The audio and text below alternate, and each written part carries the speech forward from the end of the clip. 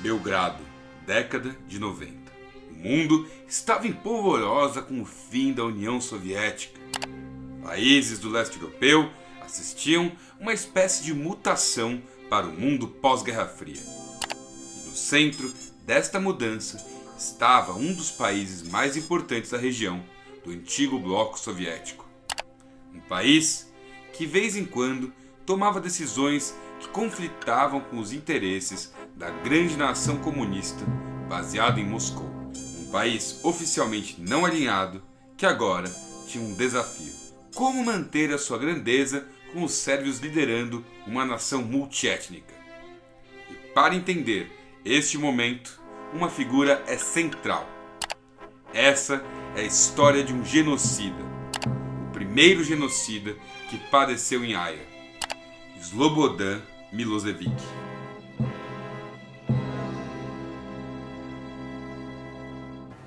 Slobodan Milošević nasceu no dia 20 de agosto de 1941, em uma região sérvia da antiga Iugoslávia. Pai era um sacerdote ortodoxo, sua mãe uma afiliada do Partido Comunista e professora. Logo em sua primeira infância, a região na qual vivia foi ocupada pelo Eixo, isso durante a Segunda Guerra Mundial. E veja só, o jovem Slobodan se interessou desde cedo por política. Aos 12 anos de idade, se filiou à Liga dos Comunistas do país, como era chamado o partido da região. Muito jovem, ingressou na Faculdade de Direito de Belgrado, onde começou a sua ascensão. Nos corredores da academia fez amizade com Ivan Stambolić. Os Stambolić eram basicamente uma das dinastias políticas mais poderosas da região. O tio de Ivan, Petar Stambolić, havia sido o primeiro-ministro do país na década de 60 e fora ninguém menos do que o braço direito do Marechal Tito.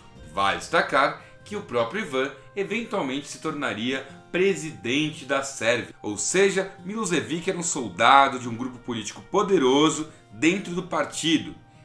O seu primeiro grande cargo foi o de assessor econômico da prefeitura de Belgrado em 1966. E logo dentro de suas primeiras grandes funções, mostrara grande gosto por gerência e trabalhou em diversas estatais. As coisas estavam calmas até que aconteceu um evento importantíssimo na história deste país. Morre no ano de 1980 Josip Broz Tito. E isso desestabilizou completamente o país. A questão é que abriu um grande espaço na política iugoslava. Afinal, o poder era extremamente centrado na mão de Tito e com o vácuo abriu-se um leque enorme de possibilidades na política local. Mas Milošević, um homem extremamente avesso à política de palanque, que falava muito mal e tinha o carisma de um estojo, só poderia subir ao poder através da sua grande qualidade de articulação na burocracia. E nisso, ele de fato era muito bom. E sem dúvida alguma, ele foi um dos que melhor soube aproveitar a morte de Tito. Ou seja, a década de 80 seguiu com ele cada vez mais poderoso. Dirigindo sessões locais do partido, ele acabou se mostrando um verdadeiro titã político.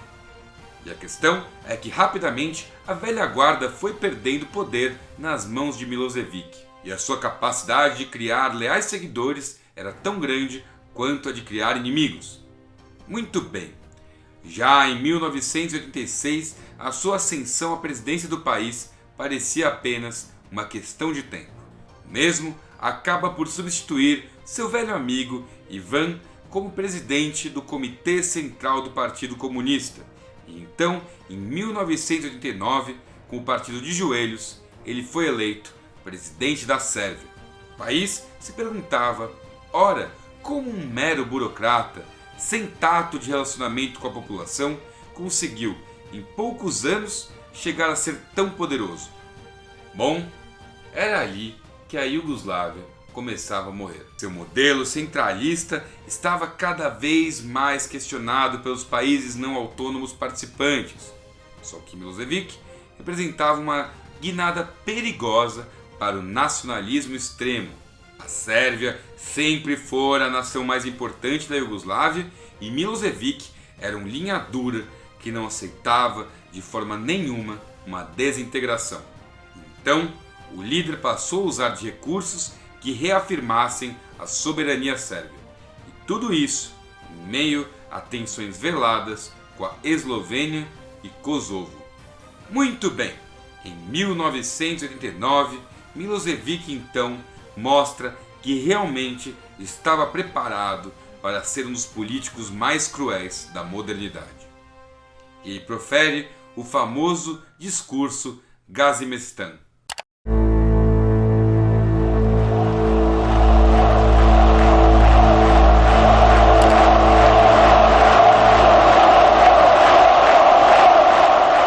This is the man, Slobodan Milošević. Pobedit ćemo dakle, bez obzira što se i danas kao nekad protiv Srbije udružuju njeni neprijatelji van zemlje sa onima u zemlji. Njima poručujemo. Esse discurso serviu de prelúdio para mostrar que a Sérvia estaria pronta para realçar sua posição de nação dominante da região. Também reafirmava a superioridade sérvia e que estava pronto para uma briga armada. Milošević mostrava ali ser mais perigoso até mesmo do que o presidente da Iugoslávia na época. Vale destacar que após a morte de Tito, de fato, a Iugoslávia perdera muito do seu poder institucional. Muito bem, em 1991, há o pontapé do que a história chama de guerras iugoslavas. A antiga Iugoslávia reuniu nações com diversas culturas, religiões e línguas no sudeste da Europa durante a segunda metade do século XX. Elas conviveram sob certa estabilidade política por décadas. Mas no início dos anos 90, esse projeto entrou em colapso de forma traumática em meio a uma série de guerras civis que deixaram mais de 135 mil mortos, milhões de refugiados e dezenas de milhares de desaparecidos. Sem Tito, estava claro que não havia nenhuma união. A guerra que veio a seguir, essa sim, foi muito violenta. A famosa Guerra da Independência da Croácia. Os croatas possuíam muitos sérvios em seus territórios e Milošević colocou o pé na parede por ali. No meio das tensões, o presidente sérvio não aceitava populações sérvias fora de uma soberania sérvia. No meio da guerra, foi feito um acordo secreto entre croatas e sérvios. Nele, o Kosovo e a Bósnia seriam divididos entre partes croatas e sérvias. Bom, agora chegou a hora de falar da Bósnia, pois foi na Bósnia que começaram as verdadeiras tragédias humanitárias. Tragédias humanitárias que foram de longe as mais graves da década de 90. O país era de maioria muçulmana, porém possuíam cerca de 31% da sua população composta por sérvios. Então, houve neste país a criação de duas regiões distintas, a Bósnia Croata e a Bósnia Sérvia. E a coisa é que Milošević detestava os bósnios. Então, armou até os dentes os sérvios locais que não queriam a independência do país. E a guerra foi brutal. Muita gente morreu. E nesse meio tempo, Milošević não teve pudor em matar croatas na Bósnia também. Foi uma guerra de 3 lados. Mas, ali, por 1995, veio o fundo do poço. E o ponto determinante para a pecha de genocida de Milošević. Esse massacre foi promovido por grupos militares e paramilitares sérvios, numa área com forças de paz da ONU. Começaram a executar sumariamente homens, crianças e idosos muçulmanos bósnios.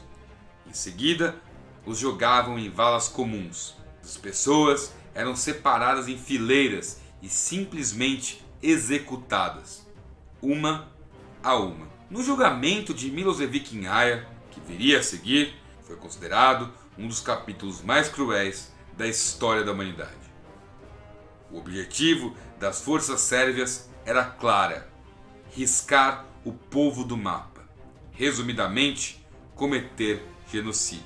Bom, após a morte de muita gente, também bósnios croatas, chegou a hora de uma intervenção internacional. E é aí que entra a OTAN. E a questão toda é muito simples. Milošević não era páreo para a OTAN. Na sequência de uma limpeza étnica total ocorrida ao longo de 4 anos, a guerra na região é encerrada com o Acordo de Dayton. Mas Milošević estava na mira da comunidade internacional e a Sérvia estraçalhada e isolada. Mesmo assim, ainda houve tempo para uma guerra bem sangrenta com Kosovo em 1998. A questão de Kosovo, inclusive, diga-se de passagem, está em aberto até os dias de hoje. Trata-se de um país de reconhecimento limitado. No meio dessa selvageria na região, Milošević mostrou-se um verdadeiro açougueiro, até que veio a sua derrocada. Perdeu as eleições no ano 2000 e se recusou a aceitar o resultado. Acabou por virar uma figura clandestina. Dentro do seu país, muita gente não gostava dele. Então, houve uma negociação entre os Estados Unidos e o novo governo sérvio. Os Estados Unidos injetaram muito dinheiro em troca de Milošević ir para o tribunal de Haia. Ele então foi preso dentro do próprio país, e olha que isso nunca acontece, e foi extraditado para a Holanda, sede do TPI, acusado de comandar uma série de genocídios, deportações e assassinatos. Milošević foi o grande caso histórico do Tribunal Penal Internacional. Ou ainda Slobodan Milošević, o primeiro chefe de Estado a ser detido e julgado pela Justiça Internacional por crimes de guerra, mas que apareceu morto na cela antes de conhecer a sentença. Portanto, acabou que não houve um resultado definitivo no julgamento, e Milošević morreu de ataque cardíaco na prisão, deixando como legado apenas vergonha e violência por onde passou. E bom, é isso aí, galera. Eu espero que vocês tenham gostado deste conteúdo. Se você gostou, deixa um like, compartilha, manda para as pessoas. E acima de tudo, muito obrigado por nos assistir. Um gigantesco abraço e tchau, tchau.